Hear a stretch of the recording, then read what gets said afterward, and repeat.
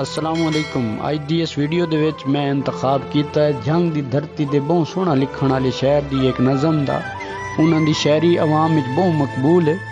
नज़म पढ़न तो पहले उन्हां दा तारुफ करवा देवां जिहड़ा उन्हां अपनी किताब सोचां दे फुल विच करवाया है कि सन 59 ते 9 अप्रैल आई सदरां दा पुरदर्द हवेल आई। ना कोई मामा चाचा मेरा हर पासे हा धूड़ अनेरा। ना कोई जमिया नाल बिरा हई रब दी जात जो बेपरवाह हई। मां प्यो जदन सकूल च गलिया निकिया लाचा दुखां वलिया। सैत अपनी नाल लड़ न सग्युम पंजवी पूरियां पढ़ न सग्युम। मेरी मुराद जनाब मखदूम रब नवाज हाशमी साहब। नज़म दा उन्वान है छल्ले।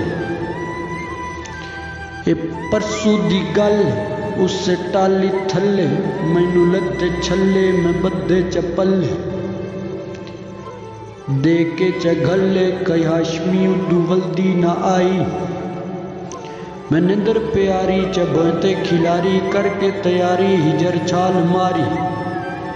सने फौज बारी मेरे नाल आके चगत्ती लड़ाई।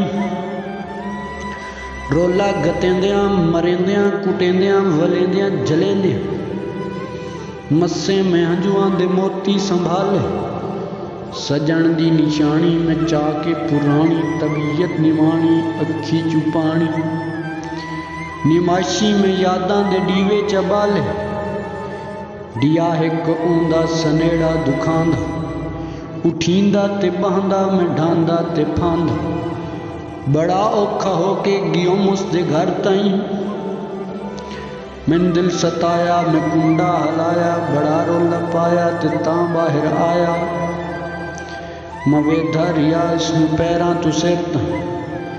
मेरा दिल ख्याली हा वखरी लुबाली मैं मैकअप मिसाली ओवें जुल्फ काली। शीशे चू डिठा ते मुड़ हस पिया।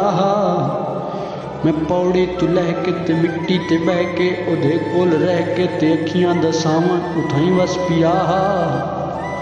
मैं बाहचू न बेसा ते कोले बहीसा सिक्का लईसा मैं वंजन न देसा।